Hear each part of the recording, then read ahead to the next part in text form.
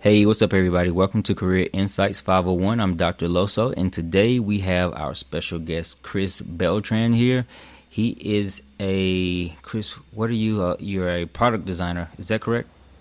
Yep, been a product designer for about 6+ years or so now. Okay, so welcome to the show. Chris is going to talk to us about a lot of good stuff. We had a little chat before the show, so we're going to have a lot of good stuff that we're going to talk about and share with you all today. So, welcome, Chris. Thanks. Glad to be here. So go ahead and give us a little bit of a background about yourself. So I know you got a car that you're reworking on, you're fixing up, and you got a lot going on. I was looking at your message on Polywork, and I was like, dang, this dude is into a lot of stuff. Yeah, kind of all over the place. It's kind of a characteristic of a designer, I guess, so to speak. So I have tons of hobbies. One of them is my car. You can see some parts behind me. I don't know if you want to take a look at them. I have a 73 240Z. Been building that for years. Actually, this is my second time restoring it. But career-wise, again, like I said, I've been uh, now a senior product designer, doing it for 6+ years. Kind of fell into it. Um, did a little bit of teaching at UC Berkeley's education extension program. Taught a bunch of UX UI design with a bunch of students. Went through about a couple of cohorts. I still mentor those students to today. So they're working on places at like BlackRock, AVAX, Salesforce. Used to work at Wells Fargo and Etsy, I think is one of them. Uh, I worked for a couple of startups. Did my own agency kind of experience for a while. While I was doing that, found myself really, really loving what I did, and I kept kind of pushing forward. Got into design system work, and found myself working at this company called Robert Half. Pretty cool experience. So I got to, basically see what it was like on both ends of the spectrum. Did the whole startup entrepreneur life, um, and I also, did the enterprise stuff. That's a little bit about me. Cool. That's a nice little intro there.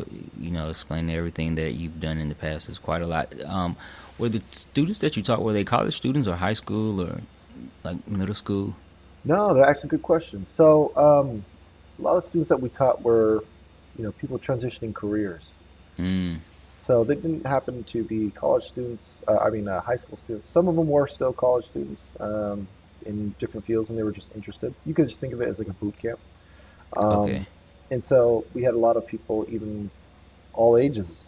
We had, I think, one of the oldest people there in the group was about 65, and one of the younger ones was, I think, just turning 19 to 20, I believe. Mm-hmm. Um, but yeah, we had, people from all sorts of backgrounds, teachers, photographers, and it was really good to see them kind of grow. Um, just to learn everything about design, design thinking, how to use the tools, how to make cool Mm-hmm. stuff, you know. So Did was there a common theme or reason as to why those people were coming in to get reskilled? um, that's a good question too. So a lot of the reasons that I think that they came into design was a conception that design is gonna somehow transform their lives to get a tech job, make some money, you know, feed their kids, support their families, and yeah, that for the most part, it is a very attainable thing. Um, Mm-hmm. but there's a lot of legwork that has to happen to get there.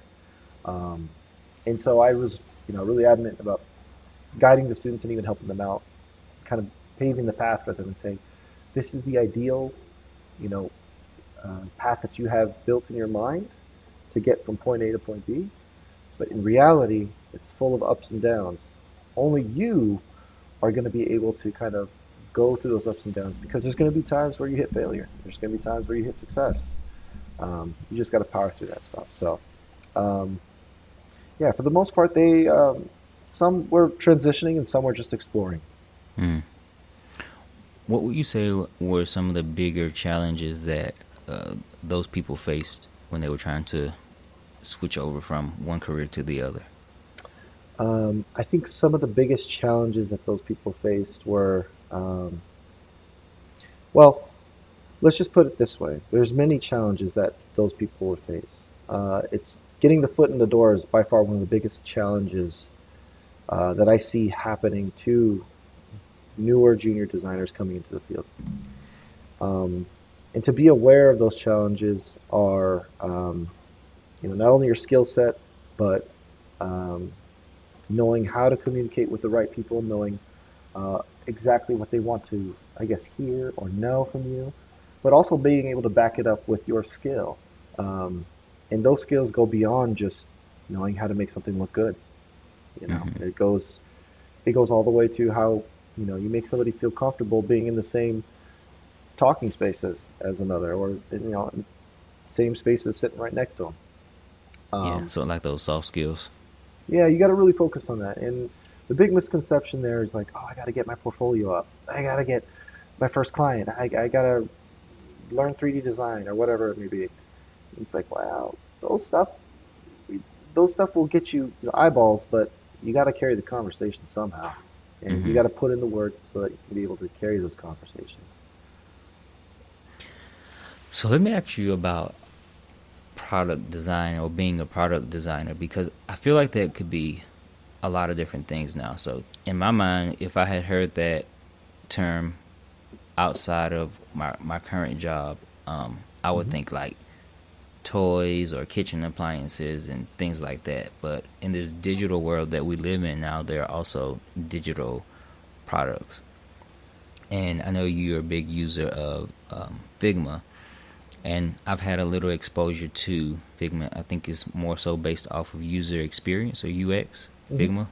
Hmm. So, what exactly is product design? Product design can mean a lot of things to a lot of people. So we just start there. Uh, to some, it's the whole UX UI, user experience, user interface design. Um, I think product design, how it has morphed over time to where it is today, actually encompasses more than just digital products. Um, you get things like industrial designers that are Mm-hmm. working with still digital assets, but they're working more in packaging. So the stuff what you're talking about, toys and whatnot, those are just different aspects of design and can live under that bucket of product design. But within the field that we're primarily talking about right now, product design encompasses user experience, user interface, and what people don't really actually realize is it also encompasses a little bit of product management. So Mm. they don't really talk about that in any of these boot camps, in any of the um, programs out there that product design this, product, they usually focus on the first set, and they don't really focus on the second. Um, Previously, it used to be UX UI design, and the industry likes to change names every 5 or 6 years, and product design is now taking place of UX UI design. But what they didn't realize is they've Uh, attached another subset to that. okay. Huh, I didn't know that it had more. I thought that there were like Hmm. three different things. So that's good to know. Um, so could you explain to the listeners, maybe not necessarily what your day today, and we can talk about what you do, but you're a senior, so you're like an expert at it. So, I'm okay. but I'm all right. if it's somebody looking to like get into product design, or a college student that's trying to get their first job, like what Hmm. would that day in the life of typically look like for them? Hey, this is Chris Beltran, and you're listening to Career Insights 501 with Dr. Loso. All right, well, it ain't that glamorous, I'll be honest with you. So, when I was working at a bigger name company, depending on which level you're at, usually if you're more junior, you're going to be given it's basically like pull a ticket, go to a meeting, understand what's going on, and then you're going to be basically triaging that ticket. Um, a lot of the stuff that you actually need to design is going to fall somewhere within the design process. And I've been saying it a couple times here, but I think the best thing here is understanding that sometimes you're just going to need to do some designs based off of some of the feedback that you get from your product manager or some stakeholders or a combination of engineers. Um, and then start iterating on that and representing it when the next session is. that's pretty much what it is day to day. Uh, I'm simplifying a little bit, but I mean, if you want to talk about like, what you're really going to be doing throughout the week, because that can be a little bit different. Some days it's just going to be meeting heavy. You're going to get about like 5 to 6 meetings, 5 to 6 hours of meetings, and then you'll have about a couple of hours in between sprinkled to do your work. Um, you'll also have like lots of opportunities to experiment, but unfortunately, that usually happens at the way at the end of the day when you're kind of done with your stuff. And then sometimes sprinkled within during those weeks, or what we call week or 2 week sprints, you'll also have some sort of like critiquing. So basically, you'll present your designs, the background behind them, what decisions you made, why you made those decisions, just bringing in context of what you're designing and why you are going a certain direction versus another. And in those meetings, you really have to put that ego on the back burner. Don't even think about it as like a, a jab to you or your profession or whatever it may be. All it is people are trying to build or design or build the best product that they can, um, and so it's just like a collective goal. Um, that's sort of like a day to day life kind of thing. That's more of an enterprise, big environment, Hmm. which get to you know. But as far as doing the freelance thing, that's a whole nother beast. Hmm. That's like Those everything. well, those days are a little bit different. You know, those days you could be working straight up with like sometimes it'll be a CEO, sometimes it'll be uh, another product designer on the team, or maybe an engineer that you're working with, and the feedback loops that you're getting with these people are a lot faster. So it's more of just a hands-on approach. Sometimes you'll be designing in the same meeting that you're talking about problem solution space, and you're trying to combine it with some of the metrics that these people or insights that they can offer you because they know their business better than you. Hmm. So, um, the biggest part of again product design and day-to-day work is actually understanding the problem and working through that problem space with the applicable people in the room. Um, and then after that, it's coming up with the nice solutions and nice designs that can delight the users or get them from point A to point B. That's pretty much a day in the life. At least that's what I go through. It could be different for Hmm. everybody, but Yeah, yeah. Um, do you all have like daily stand-ups when you're in these big enterprise? oh yeah, Yeah. Okay. oh yeah. The big companies usually like to process things out a lot more. Hmm. Sometimes you won't get that as much in kind of like younger stage companies. So I pretty much kind of group them into different buckets. Any smaller stage company is somewhere between one and maybe like 50 to 100 people, right? And then anywhere between 100, 200 or so to about like 5 or 600, probably about medium stage. Anything over like 600 plus is going to be considerably larger. Those are your bigger stage. Enterprise obviously is can fall anywhere between 750 up. Um, Hmm. but usually the bigger the places, they'll have lots of stand up. So you'll have your daily stand up, come in, do your thing. It's kind of like a quick check in with everybody. What you worked on the day before, any roadblocks is primarily the probably the most important thing to get out there. Hmm. Since everybody's all in the same room, um, they can quickly address it and then either send you an email or be able to find you a way to get around those roadblocks. And I wanted to ask too because I feel like this might be a issue with product design because I know it is with instructional design, but is it one of those careers where working in a big corporation as far as like the design and what works best doesn't necessarily get taken or implemented because somebody else doesn't like it like that? Yeah, that happens a lot. I've experienced it.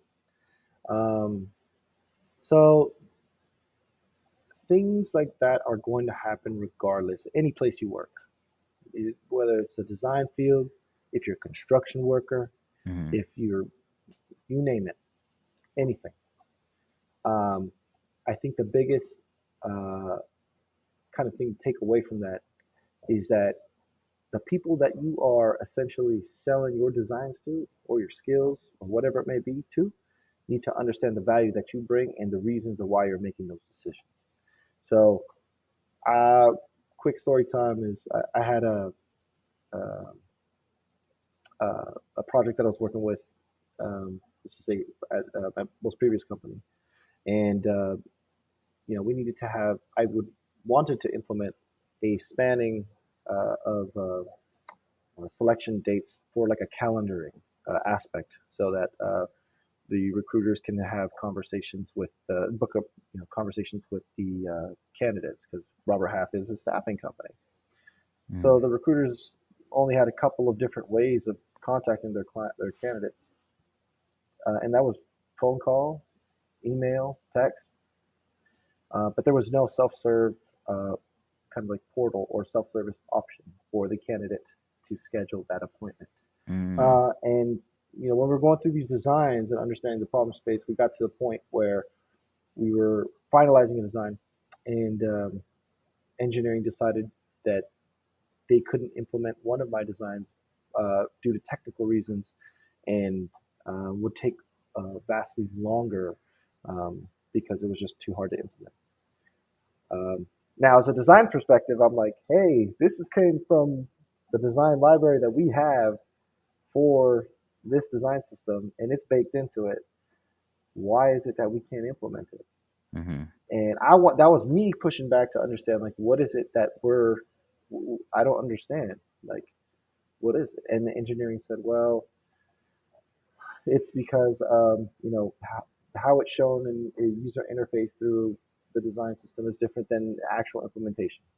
And those are actually custom commands. So basically, it was a calendar again, kind of like a date picker kind of component, where they'd select, day one or week one of March or something, and I mm-hmm. wanted it to span through the second week of March or something, and they couldn't do that. So I think recognizing that even though you want to design the most efficient and pleasing user experience as possible, you're going to hit roadblocks with somebody wants to go a different direction design, somebody cannot implement it because it's technically difficult, or some other fashion of politics.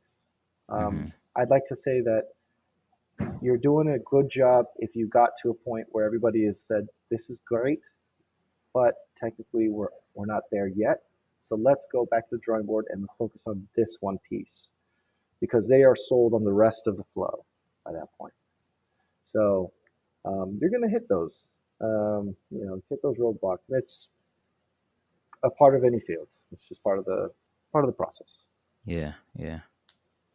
I definitely agree. It's a lot of that. I know with my job, I was telling my managers that Mm-hmm. I feel like the different cross functional teams need to come together and just kind of like explain what we all do because I feel Mm-hmm. like there was not enough understanding as to how this team works or what they actually do, and it's kind of like to your point. It's like, well, why can't you do this or why can't we do this? And there are reasons behind it, and you don't necessarily know because you don't Mm-hmm. really understand what the other teams that you're working with to create a product um, have as far as restrictions or resources or whatever. Mm-hmm. So I do want to go ahead and jump into your story more. You share some interesting tidbits early on about your educational background and I guess your um, motives or the reasons that made you so determined to go out and be such an awesome dude. So you can go ahead and Let me go back to way back, way way back. back. um, so I guess you would say it is. Let's just put it this way. I ended up in design by accident, and I didn't mean to be a product designer. I didn't know what UX UI was when I was 18, 15, 16. I started to understand a little bit more about that type of stuff in my early 20s. Um, the only reason why I fell into it somehow was I wanted to do t-shirt design. I wanted to make clothes, you know. Okay. There was a couple of hats I made, shirts that I made for friends. You're going to drop your Um, Etsy link in the comment section. I've got them on my. I got a couple coming in for my lady. I got her made her a shirt just the other week. So I still do it just for fun. I don't sell Okay. any. It's just for friends and family. Um, but yeah, I started there, and I guess a couple of years later, I guess after during towards the end of my stay at college, I was actually went for college for business administration. Way different from design, you know. Very process driven. It was a good thing that I went because I got to understand the business perspective of things. But design was always something that was always stuck around. And kind of like towards the end of that, a buddy he gave me a call one day. He said, "Hey, come down to San Francisco. Let's go get some drinks." Sure. So we started trying to look for places to get parking in San Francisco. What were you all drinking? Oh I man, I have to can't tell you ask. that. I can't tell you that. Back then or right now? Because I'll tell you what I like right now. Taste has What changed. What are you like right now? I like palomas. Palomas are very good. Okay. You ever had that? You ever had I don't paloma? think so. Ah, I'm a so shots good. guy. Oh, you're a We shot should have had guy. a happy hour session where we just I You think need to. That'd be yeah. fun. I Or know just that's have a beer, shots, whatever it may be. That exactly, would be yeah. fun. I I have would you do back that. on for that. Yeah. Have me back on. Okay. You gotta let me know if I can say certain things and other things. Oh yeah, this is no holds barred on No this. holds barred. Oh my Yeah. god! Why you tell me now? Why you tell me now, man? I'm over here drinking kombucha, trying to stay healthy. You know what I'm saying? You could have There's no told me. holds barred, yeah. Oh, okay, okay. All right. Well, I'm gonna keep note of that. Okay. Um, but yeah, man, it's a funny thing. So we went out to drink. We weren't drinking Palomas. I think we were probably drinking some sort of like rum or Hennessy or something like that. I don't know what we were drinking. But Mm. went to my buddies. Went to this place called Dr. Teats in San Francisco. It's right on Mission. Um, and as we were driving out, my buddy he came up with an idea. He's like, "Man, why can't I just park at that dude's house over there? Why can't I just do it?" And this is around the time that Airbnb was starting to blow up. Mhm. And so me and him, he was more of a finance type of dude. I was getting out of college for business, but he knew I had a little bit of design chops, just a little bit, and I mean like barely anything. And he's just like, "Hey man, we should try to start something." Being ambitious, 20-something-year-olds, early on. And I was like, "Yeah, sure, why not? I'll do the design stuff." All right. And just with that basic idea, I got into Y Combinator Startup School. There's a story behind that. It's crazy. So, I mean, if you want me to go in, I go in it. We're definitely But gonna have to have you back on. it is crazy. I mean, there's still forums out there with my name on it because of how crazy things happen. Anyways, so we came up with this idea. I designed it up, and I really, really liked it. I stuck with it. Had to put up that idea about a year and a half into it. Ran out of steam with cash, and I needed another developer at the time. My previous developer ended up working for Asana, and Mm. so it was kind of difficult to get my back up on my feet after that. So kind of reverted, pivoted, and then found it myself continuing with design, small clients, big clients, and then ended up where I was today. There are tricks of the trade though to get there. So this is a trick you need to put a pin on this. If you're a junior developer or junior designer, sorry, junior designer, put a pin in this. The best places to look for jobs, okay, is gonna be in. Oh no. Uh-oh, I lost you for a second. You got you? But I was about to say, the best places to look for jobs as a junior designer is a couple places. Twitter is going to be your best friend, one of your best friends. Okay. We're back. We're live, everybody. So you were saying that Twitter is a good place to look for jobs. By far. So I say luck is in there, but no, it's not luck. So it's actually just getting your name out there. And the best place to do it is just keep creating. Keep creating, post it on Twitter as much as you can. I feel like the industry has changed. And a lot of designers specifically 5, 6 years ago were leveraging Twitter as much as they can. I feel like that has now changed back to what I remember as when I first started to as well, was leveraging Discord channels. Okay, so go online. There's tons of Discord groups for design. Join them all. Okay, you're gonna go see in this one good thing I want to point out. You're gonna go into these design Discord servers. They'll have like usually a jobs section where companies usually post up in there, and that's the best place to get your foot in the door. Not many designers do this. I do not know why. I have no idea. Junior designers, they're Mm-hmm. like, I've been applying for jobs. No, no, no, no. You gotta go where the top talent is. Where are the top talents? They're having conversations. Where are they having conversations? They're on Twitter or Twitter that allows them to go into these Discord servers. Within these Discord servers, these companies are posting, and these companies are looking for people, mid, senior, all levels. That's how I was able to get a bunch of my clients. That's so interesting. I hear people talking about Twitter all the time and how it's a good place to look for a job. Mm-hmm. But like, I never see people posting about jobs on Twitter. So I was like, I don't really know They how won't this. post the jobs, bro. They will not post it. What they'll say is, we're building XYZ. Get excited about blah, blah, blah. So it's up to you to kind of be like, look into it. Mm-hmm. Oh, this is a cool company. Let me look at the careers page. Or oh, this person is a design head at whatever company. Let me reach out to them in a DM. Let me show them some interest. Yeah. Don't be like, take it as like, throw here my portfolio, here my LinkedIn. resume, here my LinkedIn. They don't want that. They just want to Yeah. see what you're about. They just want to see if you're interested. You're a cool person. If they like their stuff, and if there's a fit, hey, why not? Hmm. So when you say post on Twitter, is just like posting their work, like samples of their work on Twitter or what they're working on, or. No, not necessarily. So leveraging social media platforms, and this goes for any of them. I've seen what a lot of people have been doing lately too is, they'll create something instructional. I find to be very helpful. So if you're going to be helping and contributing back to whichever community that you are a professional in or going to be trying to aspire to do, if you learn something, share that back with the community. It could definitely help out other people that are trying to learn. I Hmm. did something just recently. It was like I didn't know how to make what was it, something so simple. It was not simple, but it was just a simple UI of create like holographic cards. I looked at Hmm. another tutorial and I put my spin on it. And then what I did is I created a tutorial, and from within that tutorial, pushed it to the Figma community. From Figma community, I post that same link and some screenshots in Twitter. Did the same thing on LinkedIn. You would not believe the network effect that happens when you start sharing knowledge on these platforms. Hmm.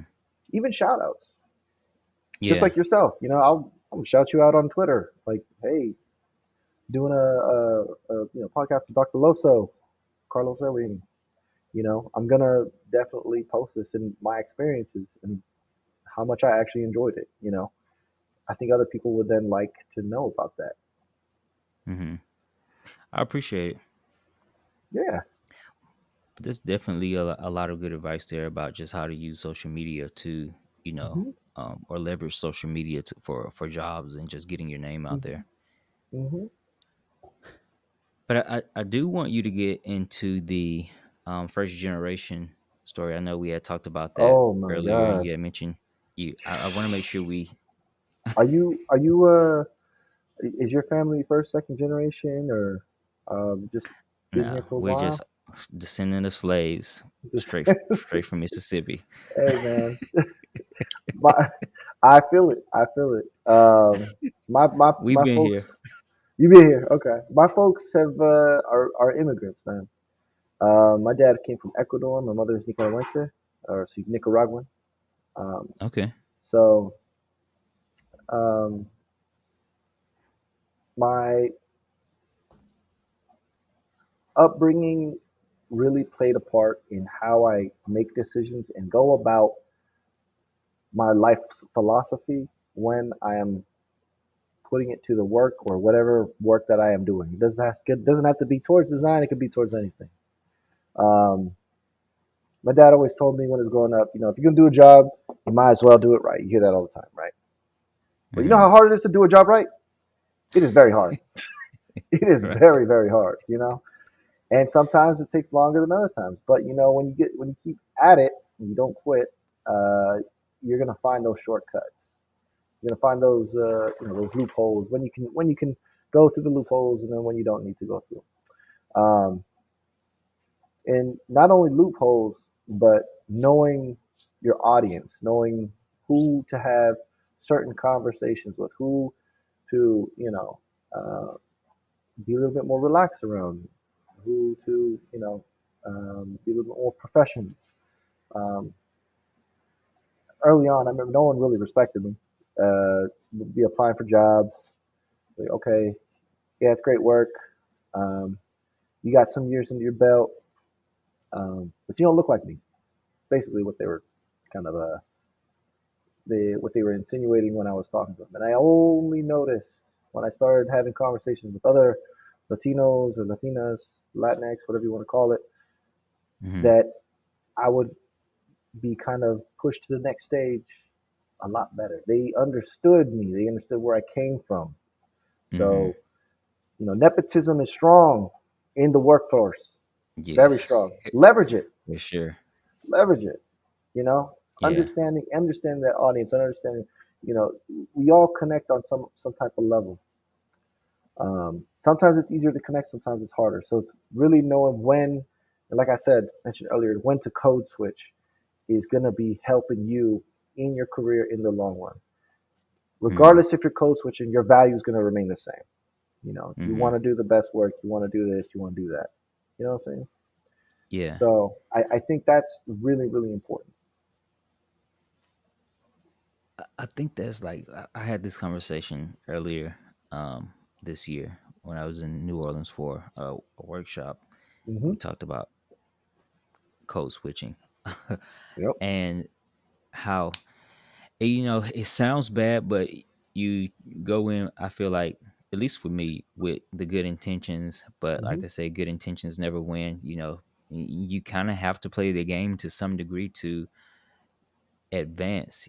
So is when the code stuff like code switching come into play because um I feel like until you get into that position of power to like make those changes and make those Hmm. things like acceptable, Hmm. you just kind of have to go in there and I would say another side of you, not to be like not yourself, but be just a more toned down A version toned of down version. Carlos or Exactly. Carlos, Yeah. not the real one. So that was my big thing with like what I'm doing now. Hmm. Um I was like, man, I just want to go in there and just be real. Like we talking all kind of shit. I was like, that's really not going to work though. When if I'm trying to get Hmm. deals with these big corporate companies, I can't be out here acting like Cardi B, just saying any and everything. Hmm. Yep. Because they're not catering to those type of people. Maybe for like this one-off thing or for a Hmm. specific target audience, they might get somebody like that. But if I want to have like perpetual business or income with, Hmm. just say Microsoft, Yep. I can't be out here. I got to be Dr. Loso and not Los Boogie.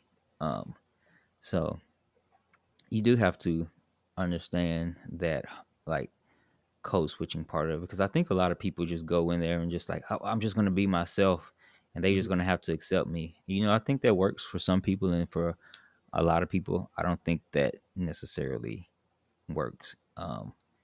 I used to work with um, a black guy, and like we were just talking, like Hmm. we just hanging out at work, Hmm. and I had to become, cognizant of, well, I just can't be talking like this because other Yep. people don't Hmm. necessarily get it or like it.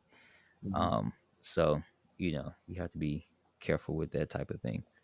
So now, I know you're a first generation like American citizen, but are you also a first generation college Yep. graduate?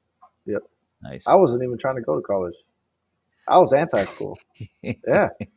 I was. I'm anti-school too. I did. I finished high school and I was like, I don't even know what I'm trying to do. Oh my God, I was walking around the background. I was like, I don't even know what I'm trying to do. So I Yeah. just, I did a couple things. I was an EMT at one time. I was an Oh emergency wow. medical technician. I was an auto mechanic, still fiddle with cars, obviously. Hmm. And then I was like, you know what? I'm gonna just get a piece of paper, call it a day. I actually Yeah. got out of school and I was like, maybe we could fiddle with this design, but let's try to get a marketing thing. So I was just doing too much, trying too much. Yeah. Yeah. And So yeah, that's kind of it's kind of been that path. It's just again, it's non-linear. It's never linear. So Yeah. Would you say that you are naturally like creative person or a technical person or a combination of the both? you know what, man? I I would. It's easy to say both to be a middle of the roader. Oh, both. Mhm. I mean, to be honest, I do like things to be aesthetically pleasing, Mhm. but to make things aesthetically pleasing, they got to work. How they Yeah. work is the technical portion, and I like digging into those details. But I would like to say I do lean more visual, and I know there's tons of people out there that are way better than me. You know, Mhm. um, you just got to recognize your strengths and just play to them. That's it. Yeah. Interesting. I see you got a trapper keeper in the back. What is that? I haven't seen one of those Yeah. in a long time. It's a trapper keeper. So like Walmart, and I think they just started selling these at Target, but the past few years they've been having, I guess, this whole retro thing with the trapper keepers, and Oh, I've okay. been meaning to buy one, so I just got that because I had a trapper keeper when I was growing up, Hmm. going to school. So I was like, oh, let me get the trapper keeper and throw it up on I the. remember them peaches. Remember the peaches? They were the the small little folders that had the athletes in front of them. oh Remember that? yeah, You yeah, remember that? yeah, yeah, yeah. Those small little thin ones. And peaches, I remember those. It was man, it was just so much like retro stuff that like I see on like Instagram or Facebook, like Hmm. people like I'm this old and they post stuff. I was like, oh, I forgot all about that. It's like I was telling somebody about Sports Illustrated for kids because we used to get those in like junior high and high school, I think, Hmm. and it would have like the little guy Buzz in the back, the last two pages, like the Hmm. little comic strip, and he would be playing some type of sport. So it's just like all that nostalgic stuff, and I remember like the Flair baseball cards or whoever made them back then. But it's just like a lot of stuff that they don't really do now. Everything's just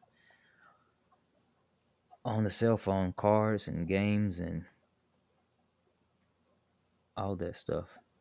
Um, so as a product, we don't even have to talk about a product designer, but just in your jobs, I guess, what has been one of your biggest challenges and or successes? Oof.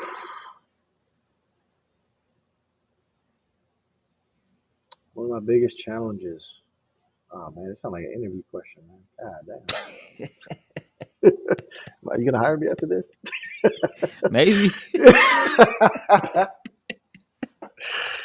I would say, one of the biggest challenges which is again, it's just I'm just trying to get across the finish line, man.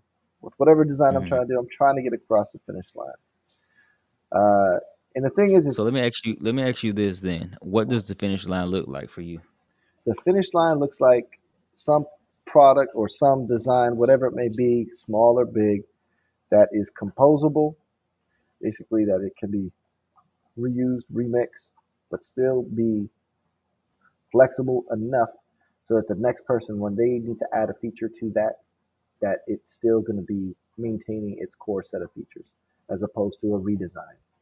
When you get to a Mm, point where you go through a design, you get to the finish line, 6 months later, you got to do a redesign on that thing or combination of things. That means your job, you didn't do a good job. And you could probably learn from that experience. So, that all comes down to understanding, that problem space with whatever, product that you're working with. If you're solving an issue on, they say the customer or the user, internal user, whatever it may be. Um, I think that's probably where you want to focus in on. I guess my biggest wins, man, is I work for this company. It's called CloudX. They actually did a kind of like a CRM integration type stuff. Sounds real boring. At the end of the day, their products were to help out other bigger companies kind of move their customer relationship management system from one to Salesforce. And I was able to build out a product that helped them move from a 3 month turnaround to about like 2 weeks. So I guess that was one of my biggest successes. Um, but again, that's like that's not fun. That's not fun, man. You know what's fun is actually I'm working on a project right now that I would like to talk about. So the project Okay, that I'm working let's on talk right about now, it. the project that I'm working on right now, it is an AI project tailored to helping people learn. And what that means is I want to leverage AI and video. So let's just put it real simply. You're familiar with Rotten Tomatoes, right? Yeah. Why is there no Rotten Tomatoes for YouTube? Mm, Why is that? I'm trying to learn something. Why can I not? And 90, 89 people, 90% of people go to YouTube to learn. Why can't they learn? They're sifting. They're constantly going through videos. yeah. Huh? So I want to be able to give people the way, give people a tool so that they can be able to leverage, question the video, ask it questions, and it's going to give them feedback as to, maybe certain places in the video that they don't understand. Maybe it needs to be translated back to them in a certain way. Maybe it needs to be, uh, you know, uh, transcribed to them, take notes, whatever it might be. There's nothing like that. There's a couple of Yeah. different note taking stuff, but you can't have a conversation with that type of content. So that's something that I'm working on, uh, and I'm excited for it. I'm really really excited for it. I'm I trying mean, I to think there's a I'm trying to get this thing out of here, like trying to get this thing kind of pushed out, hopefully within the next couple of months. But I mean, I just want to help people. Biggest thing, I just yeah, want to help them learn. yeah. That's what's up. That's what I mean it for too, just to help people. Well, not just to help people, because I'm trying to make some money off of this. But so I'm glad you mentioned the AI thing because I was checking out your Twitter, and so I Mm, saw that you made a post about the Chat GPT 4 and the mm, creating a website from the notebook. I have mm. a lot of thoughts around AI and Chat GPT, but what what what do you think about that? Like, after I saw that, I felt like a lot of people were going to start creating OnlyFans accounts, um, because Explain to me that one. that is. Let me hear this. I I gotta mean, I hear feel this. like it's going to put a lot of people out of work. Like that was pretty amazing. And I just look at Chat GPT, like in its early, like it's in its early stages still. Hmm. For it to just that kind of like blew my mind. And even did you see the thing with the squirrel when it's like, watch this joke funny? They put a picture in I think it was, I don't know if it was Discord or Twitch or whatever, but they put a picture in it in some type of way. They sent it to Chat GPT and it said, this picture is funny because the squirrel is looking out of binoculars instead of holding a nut. Typically a squirrel holds like an acorn or some crap. I was just like, holy shit. Like, it's crazy. It gets crazier when you say you are Drake GPT and write the next lyrics for this beat. You're gonna start to see that, man. I swear to you, man. It's gonna be crazy. I All believe it. fields are not gonna be, safe Yeah. from that world. I'm gonna go ahead and invest in some stocks in OnlyFans and Just for Fans now, because I'm telling you, bro, like that's gonna be the only type of work people are good for. But they're making sex bots now too, so Oh my I god, don't really. yeah. Hey, if that's your But thing, that's your thing. That's cool. yeah, I'm not. That's not my thing. The sex robots, like, no. Oh no, no, no. I I think they're mean in like, people, just oh, people. No, not you, man. No, no, no, no, not you, man. I'm just saying people. If that's their thing, that's whatever. That's cool. um, but no, I saw on YouTube, because it's funny you say that about Drake, because I saw a video on YouTube, where they're using AI to have other singers sing, like another. So it was like Mariah Carey singing "Listen," like Hmm. the Beyonce song, and what I guess basically what the AI was doing was like slicing up different vocals. I Hmm. don't know how they did it, but it sounded like Mariah Carey actually Hmm. singing "Listen." I was like, this is too much between this and like the deep fake, and because deep fake has been a while, just like the facial stuff has been around for a while. And then I Hmm. saw somebody post something on Instagram of a company who had these models, and there's like, these aren't real people, and they Oh legit look yeah. like real. You saw that? I Hmm. Hmm. was like, Hmm. what? it's gonna be a crazy world, bro. We're gonna have to like have some real drinks. I'm gonna have to come to Oakland. We'll go to a bar, get Oh, some like I know cordless exactly mics, the places to go to, and man. we just have a crazy episode. Oh man, that'd be cool to do. Little impromptu at the Yeah. bar, talk session, chill session. Yeah, man, I see Um. some cool stuff with the Chat GPT, man. It's coming for a lot of jobs, but at the same time, it's gonna make our jobs a lot easier. Um, Yeah. I just like how I right mean, now it's just like creative. Like everybody's it's just they going crazy with this, man. it's crazy Crazy. with it. It's going crazy. It's scary, but they're going crazy with it. Like, do I gotta like trademark my voice? Do I gotta trademark my you know what I'm Right. saying? It's just like Face. Yeah. it might have to get there because Yeah. it might get so real that no one can tell the difference between Yeah. reality in like a video. Yeah. Yeah. Yeah. That's gonna be crazy. Like not even needing a VR headset to be in a virtual world because like yeah, I don't know. It's going to be interesting to see where the world is going to be at in the next like 5 to 10 years because this stuff is like between Chat GPT 3 and 4, it's like a Hmm. world of difference in what Oh it yeah. can do, Hmm. so it's just it's crazy. I was talking briefly to someone about how education is going to have to reform because this stuff isn't like Pandora's box has been opened. Like this isn't going anywhere, and Hmm. kids are going to be using this stuff for school. Like they're already talking about writing books with Chat GPT. Like people are using Hmm. it to write books and stuff now. So education is going to have to change to keep up with it. Is Well, I that's don't know. funny. It's funny that you said that because a buddy of mine, his as soon as ChatGPT came out, within the first week, the school banned the site. They say you can't use this, you can't, and then you start seeing tools come out that said can detect AI writing, and then other tools that came out to say can humanize AI writing. Yeah, yeah, So it's like okay, but that's the scary part is it's like I think like how you said education's gonna have to change. I was having this conversation with a buddy of mine the other day too. Funnily enough, over drinks.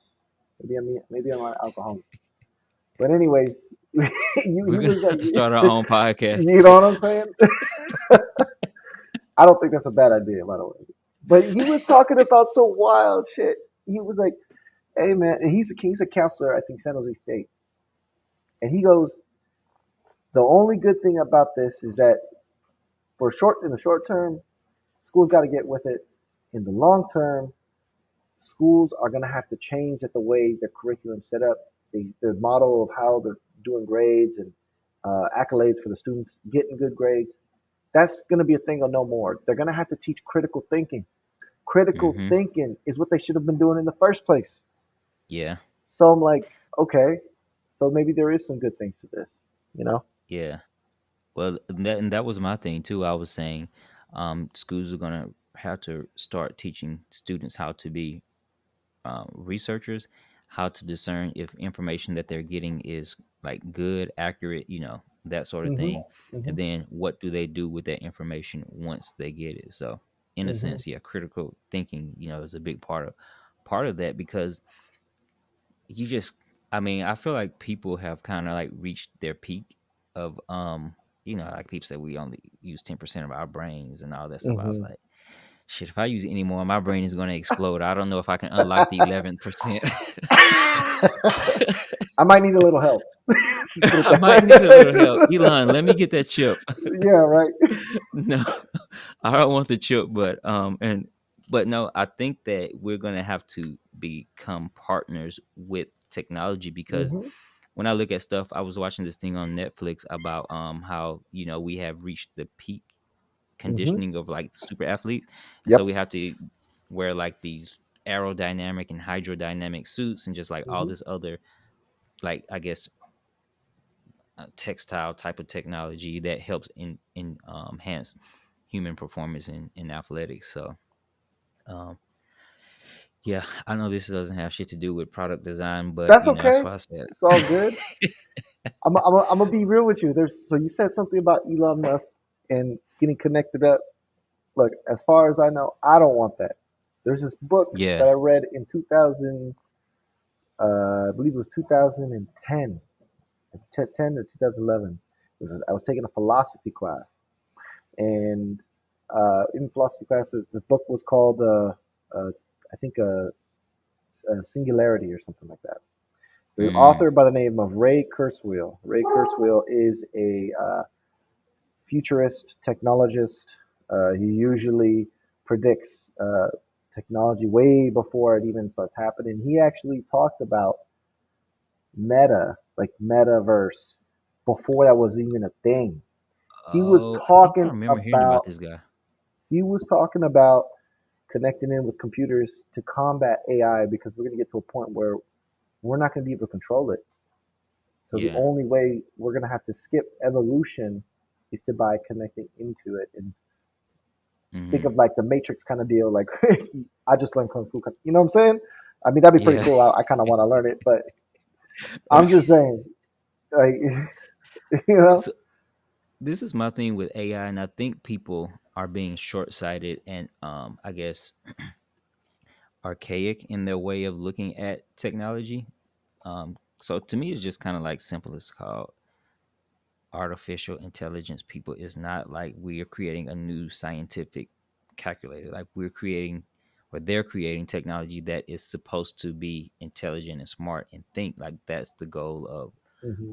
you know, of AI. And it's not like, oh, we're creating this new processor or this new software that can, make these beautiful images. Like this stuff is supposed to be smart. So I think about it like if you believe in the theory of evolution, the single cell can't do what we can do as people now. And if you Hmm. even just take it more relevantly, the monkey, Neanderthal, great ape, whatever that people evolved Hmm. from, like they couldn't think and comprehend. Like where does a single cell get consciousness from? Um, and to me it's kind of like that's happening before our eyes, but it's a different type of being, so to speak. Like it's a digital being. It's somewhere in between, kind of like this human Hmm. state and this god state, because in a sense, kind of like, I don't know if you watch anime, but like Ghost in the Shell, or how you could like Oh, just I haven't put your seen that in so brain long. Yeah. like your brain can just be like shifted from one, saved on a hard drive or so, or Hmm. wherever in the cloud, and just move from one place to the other. I just spit a little bit, but So that conversation definitely needs for either some sort of alcohol because we can go crazy with that. I swear to God, man, I got so many ideas about that stuff. I talk to my friends about that. Sometimes they look at me crazy. I'm like, I don't know. Maybe you guys are crazy. I don't know. But I get you. It's like who who do we know? We could be in that right now. You yeah, know, yeah, I could just be playing a part in a video game. You know, yeah. like you see all these Eh, pictures, but same thing even from Mid Journey. You see Mid Journey before? That's like the image AI thing. It almost looks like uh-huh. it came out of another world, man. Like, Mm-hmm. are we creating many realities just within that time? Could that just Yeah, be us? Like, was that us? Are we doing yeah. that? You know, it's a Pandora's box. So It it's is. interesting, and I don't know where it's gonna go. All I want to do is make my money, finish my car, educate others. That's all I want to do, man. So I'm gonna switch over really quick Sure, into my for sure. little lighten up section of the show and ask you a couple of would you rather questions. And Yeah, first off, sure.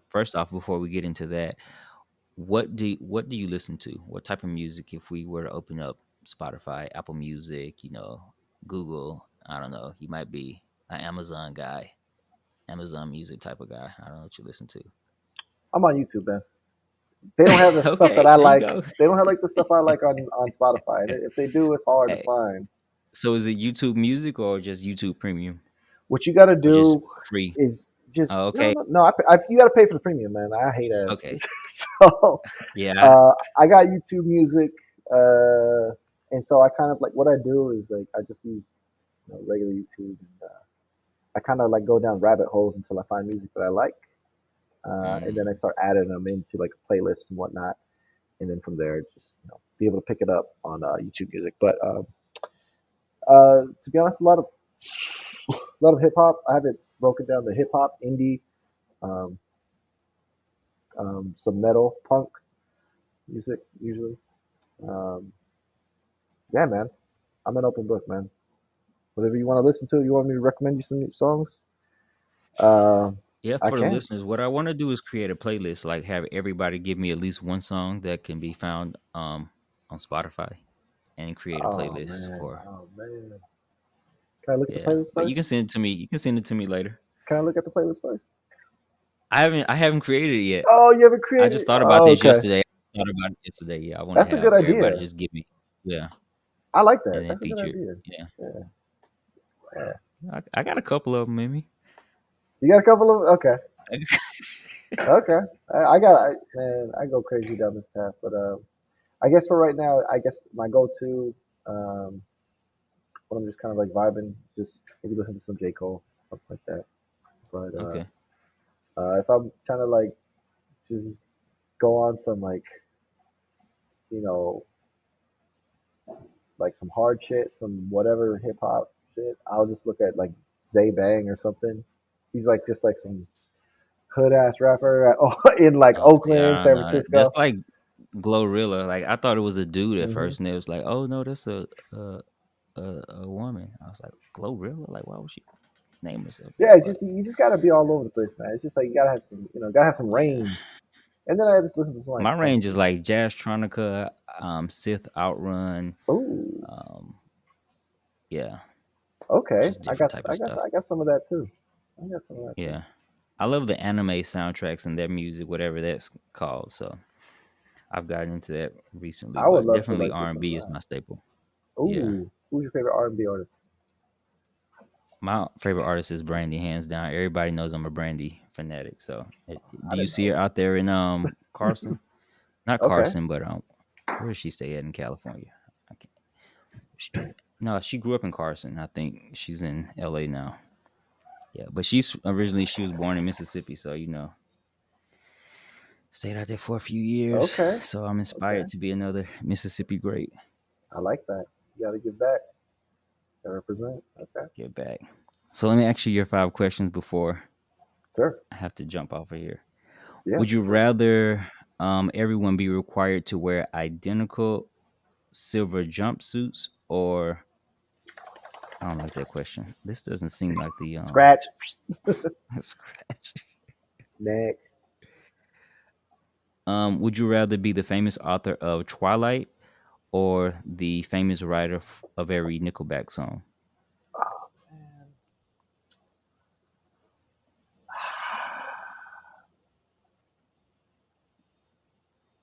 Well, let's just put it this way. I think. Oof. Which one made more money? Can I ask that question? Probably Twilight. Really? Oh man. The books and the movies. Musicians. It's hard for them to get paid. They have to tour a lot. So I mean, you could just sit back and cash your royalty checks, and the Yeah. streaming income you get from Twilight, the merchandise, the licensing. I mean, she just wrote a book, and he or she, whoever wrote it, now they're 50 rich. If I wrote the book, it's kind of like done deal. Like everything else comes in. Checks come rolling Yeah. in. You just gotta show your face, shake some hands. See, there you go. Nickelback, you But gotta if keep writing songs. You gotta Nickelback, you got to keep perform. writing songs. You got to play exactly, and that's cool too. But Yeah. I would work on my writing if I was a Twilight writer.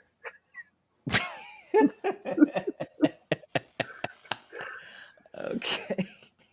Each book would get progressively better if I was a Twilight writer. Let's put it that way. All right. So, would you rather be stuck in the woods with Slender Man or be stuck in the woods with Hannibal Lecter? Oh, probably Hannibal Lecter. I don't like Mm, Slender Man. That's a little bit too paranormal for me. Hannibal Lecter is like I can. It's. I feel like I have a fighting chance. Slender Man, I ain't got no fighting chance. No way. yeah. Would you rather have a robot help you raise your kids or have your kids grow up without a second parent? Why? Why?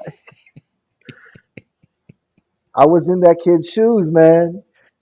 I Oh, was in that really? kid's. Yeah, yeah. My dad. Ye- I mean, hats off. He's still around. He came back into my life a little bit later, but he popped in and out. But man, pretty much single parent till I was like 16, 17. Man, that story's Oh, crazy, wow. but um, I would choose the single parent route. I don't want no Okay. robot raising my kids. That's not cool. Yeah.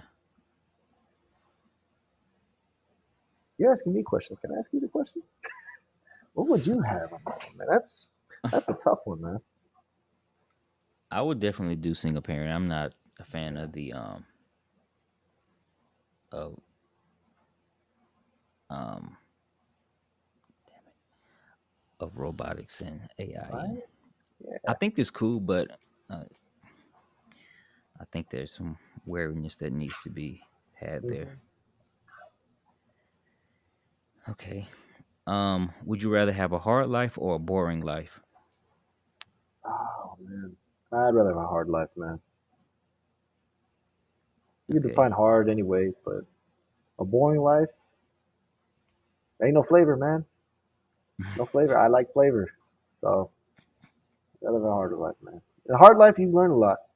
Become True. self-sufficient. Learn a Yeah, hell of that's a very lot. true. Okay. So, would you rather drop the soap in prison or get shanked in prison?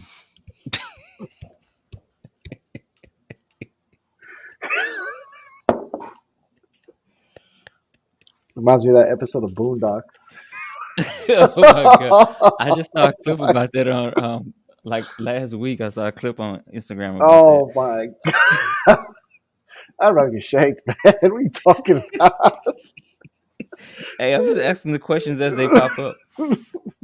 Actually, that question came up when I was interviewing like a lady, and I was like, this isn't a question for a woman. I need to ask this to a dude. So it popped up again. So you were the lucky guy that got that question. All right, I'll back it up. Anybody watching this, or I mean, anybody hearing this, watching this, but watch Boondocks. Watch that episode. You'll know what I'm talking about. It's called Soap Drop or Would something you like that. would you rather have no fingers or no elbows? Man, that's what? No fingers and no elbows. What kind of? So I'm like stuck, like like that. Like it's just Like all one Iron bone. Man, like the It's just Tin Man from Wizard of Oz. is this just one bone? I mean, I guess I could. I'd be hard to throw a ball. You know what I'm saying? Let me see. I don't know. I just think about like all the things that you couldn't do without fingers. But then it doesn't really do you any good because if you can't bend your elbows, you can't really do those things anyway, unless you have short arms. Hmm. No fingers. No fingers. You know why? You know why? No fingers. We ain't gonna need it when we're connected up. We're gonna be floating in the cloud. I'll have virtual fingers at that point. I'll be all good. Hey, that's true. Well, that's our time for today. I gotta hop over here to the other one. I'm definitely gonna have you back on and talk some more. We might have to do a special though and just like talk shit. I was telling my Oh, friends I want to I have love a it. podcast called "Oh Shit," where I just sit around and talk shit. So I'd love to do it, man. we might have to do a spinoff. That'll be fun. I'm down. Hit me up. I'll be available. Cool, cool. So just tell everybody really quickly where they can reach you at online. Yeah, everybody, you can reach me at go on Twitter if you got fingers and elbows. Just go on Twitter. My name's Rotsons, Ratsuns. Yeah. So you can find me there. I'm not gonna give my email. I don't want to get spammed. I don't want to be hit up from people trying to sell me stuff. So yeah, and then you can find me there, and then you can find me on LinkedIn. Just hit me up on Twitter first. Don't find me on LinkedIn. I'll just put it out that Cool, way. cool. Alrighty. Well, Chris, thanks for coming on the show, man. I appreciate it. I had a great time chatting with you even. through all the technical difficulties. So Oh I'll man, don't definitely worry be in about it. touch. Yeah, Yeah, yeah, don't for worry about it, sure. man. Have a good night, bro. I'll talk to you soon. I'll talk to you soon, bro. Later. Bye. All right. Peace.